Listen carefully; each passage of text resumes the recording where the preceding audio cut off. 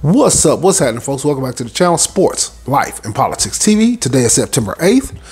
I'm Samuel Koppel, and I'm here for the sports news.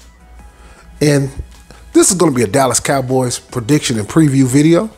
Week 1, the Dallas Cowboys take on the Tampa Bay Buccaneers. Last year, Dallas Cowboys lost in the first round of the playoffs in devastating fashion to the San Francisco 49ers, who were the underdogs coming in. But in typical Cowboys football, they gave it away through turnovers, penalties, and all bunch of coaching mistakes.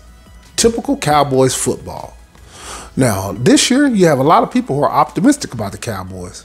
They feel like the Cowboys can win 10, 12 games.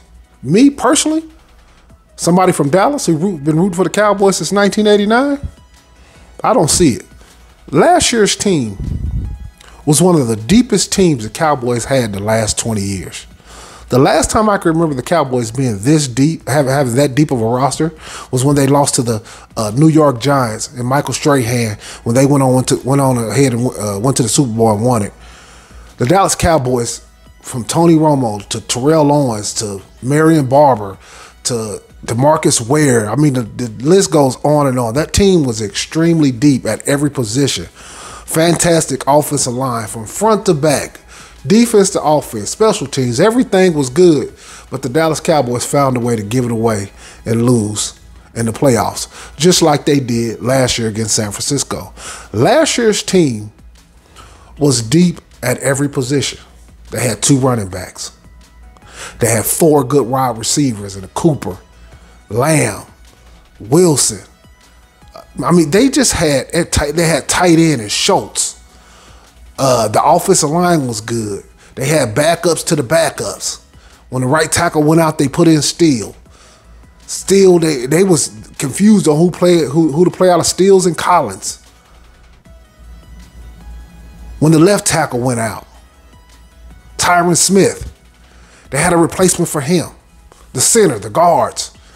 Dallas was loaded last year. That defense, Javon Curse came out of nowhere. We had a rookie with, I think he had 13 and a half sacks. He had a cornerback with 11 picks. They led the league in forced turnovers. The Dallas Cowboys was absolutely phenomenal last year on paper. But one of the Cowboys' biggest problems and flaws is they're treated like Super Bowl champs without ever being Super Bowl champs. In Dallas, they're treated like the star. They treated like Michael Irvin, who is the greatest Dallas Cowboy of all time, and it's not even close. They're treated like Emmitt Smith and Troy Aikman, and these guys don't have any of the accomplishments. You have a guy like in Parsons, who's a fantastic linebacker / pass rusher. But by God, in the offseason, he was everywhere, doing everything. You would have thought we just came off. The way they treated him was how the Rams players were being treated. You would think that we had just won the Super Bowl and not bowed out in the first round unceremoniously. But this first game we got, Tampa Bay Buccaneers. Now, Tom Brady is obviously going through a divorce. Not a divorce, but he's going through a breakup with his wife. And he has a lot of turmoil. They've lost a couple of offensive linemen. But when you look at the Tampa Bay Buccaneers from top to bottom, when you look at their receiver core versus our receiving core, it's not even close. When you look at their left tackle and right tackle compared to our left tackle and right tackle, we have a 40-year-old Jason Peters and we have a rookie, and they got Wirfs, and I forgot their right tackle name, but he's a hell of a right tackle too. Plus, they have Tom Brady, and they have good running backs that you can depend on. And Leonard Fournette. When you look at Mike Evans, when you look at Chris Godwin, Julio Jones, and then you compare him to the Cowboys receivers, Noah Brown, Simi Fioco, CeeDee Lamb, and we don't know if CeeDee Lamb is the number 1 receiver. He's never done it. I ain't saying he can't do it, but he's never done it. Last year, he had a case of the dropsies, key third downs, key situations he would drop the ball. I want to do Cowboy fans understand, they're going to bracket the hell out of this guy this year. Him and Schultz, him and the tight end, they fit to get double teamed. Listen to me. think about it. If you were the opposite team's coach, say you're a Cowboy fan, but take yourself out of Cowboy shoes and you was coaching again, all you're going to do is double CeeDee Lamb and double the tight end Schultz. And whatever beat you. You're not scared of Ezekiel Elliott because the offensive line ain't no good. They don't believe in Connor McGovern. They don't believe in the center. They don't believe in, only person they believe in on that line as of right now is Zach Martin. That's it. We don't know what the right tackle can do through a whole full season. We don't know what this rookie left tackle going to do. We don't know what Jason Peters can give us. This is going to be a hell of a season. Cowboys are one injury away from drafting in the top 10 of the NFL draft. If CeeDee Lamb goes down, they're finished. People can talk about Michael Gallup. Man, it takes 2 years to come back from them ACLs. And he's a high ball. He's one of the people who catches a lot of jump balls. He coming off of ACL. He ain't going to be confident in doing that shit. It's going to take time for that. It really is. And Tampa Bay defense, man. Man, when you talk about Levante David and the linebacker, the linebacker opposite of him, White, talking about Vita Vea. Man, with them two defensive ends, man, they are loaded. Safeties, corners, Antonio Whitfield at safety. Man, the Dallas Cowboys, man. Personally, I think Tampa Bay's going to win this game. I want to pick it close, but if anything goes wrong, Dallas can get the doors blown off of them.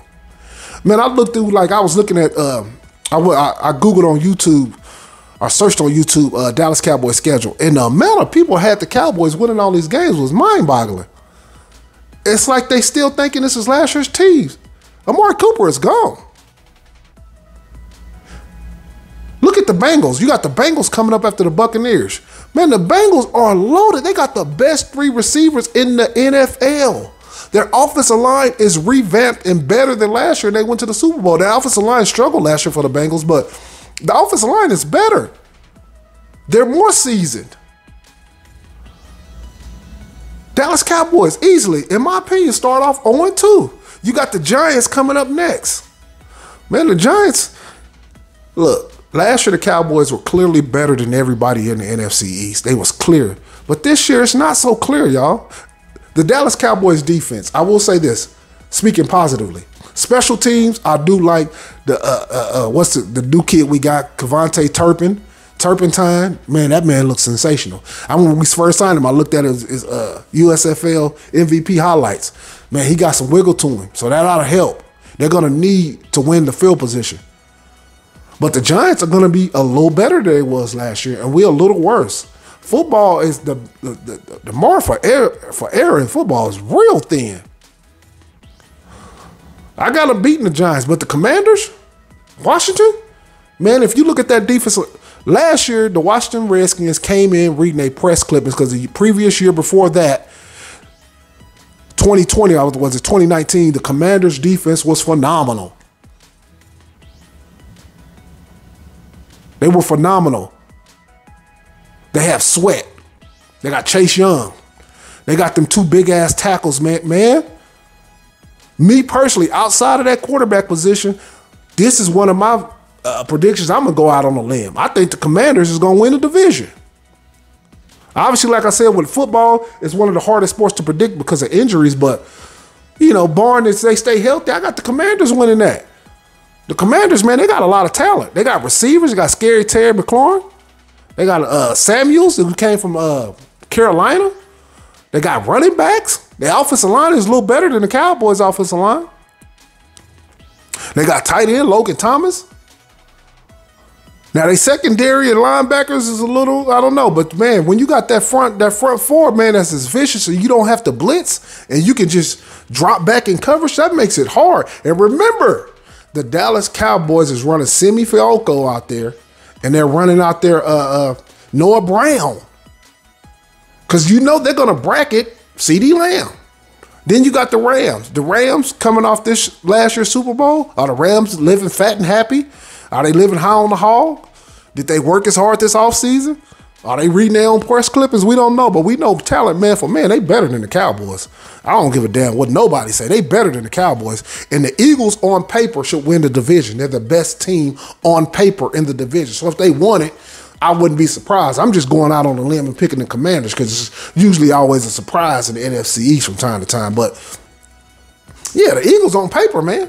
That defense, that front seven, they signed A.J. Brown from the Titans. Shh. But it's going to be tough for the Cowboys. Then you got the Lions. You got to go against Jared Goff, who to me, I do not like at all. That should be a dub for the Cowboys. But that Eagles game, that Rams, the Commanders, the Cowboys could easily, y'all. I ain't bullshit. The Cowboys could easily start off the season 1-4. I'm not saying they're going to do that, but they could easily start off 1-4. And then you got the Lions, who going to be a little bit better. That might allow to be a dogfight.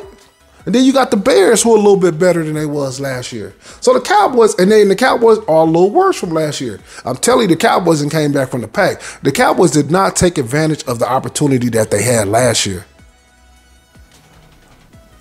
All the team that's under them now, they have more talent. And then after you play the Lions and the Bears, you come out of a bye week, which you could easily only have won 1 or 2 games, maybe 3. Listen to me, I'll give them the Giants, I'll give them the Lions, and I'll give them the Bears. But these other teams, they are just better than the Cowboys on paper. Obviously, football, there can always be an upset. There always can be injuries to quarterbacks, would completely change the dynamic. But taking things on face value how they are right now, yeah. It's going to be difficult. Then you come right out of the gate playing the Packers. Aaron Rodgers. He's a little long in the tooth now, but we all know what Aaron Rodgers does to the Cowboys every time. So that's going to be a dogfight. The Vikings. We always play the Vikings because it always comes down to a goddamn field goal.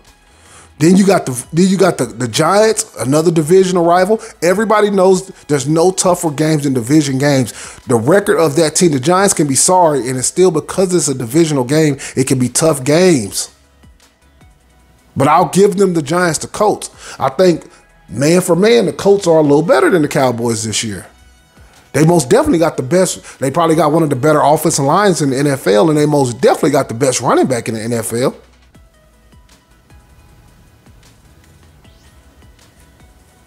Most definitely got the best running back in the NFL. Then you got the Texans. You give them the Texans. That Colts game, that's a 50-50 toss-up game. The Texans, they better than the Texans, clearly. The Jaguars, an up-and-coming team. They had a second-year quarterback, Trevor Lawrence. What is he, like 6'5"? Standing tall in the pocket. Surfer boy look. Great arm on him. We'll see. Once again, you never know how the season going. It might be a dogfight, depending on injuries and where you're at. The Cowboys don't have much room for margin for injuries this year, as they did last year. The Eagles, again, that's going to be a dogfight. I like the Eagles. The Eagles, even if you say the Eagles aren't better than the Cowboys, it's still going to be, that's going to be a split.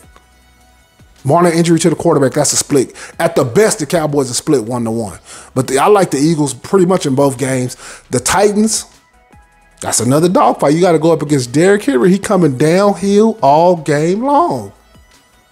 That's going to be another tough, hard-nosed fight. The Commanders, and you end off against, guess who? The Washington Commanders. One of the best front fours in all of the NFL, and it's not even close. They in the top 3 of all in the NFL, in the whole NFL, in defensive front four. So how many games do I have the Cowboys winning? I'm telling you, I have the Cowboys winning 7 games this year. I hate to say it. Cowboy fans will go crazy. Look, football, you can always be wrong. You never know. People can go above and beyond, but I can't see the Cowboys winning more than 7 games. Maybe 8, because you know their title is 8-8. So I might be one off. I'm going to give myself a little leeway. 7 to 8 games, y'all. 7 to 8. If they win more than that, I'll be pleasantly pleased and pleasantly surprised, because we just don't have the same depth that we had last year. And we'll see, y'all.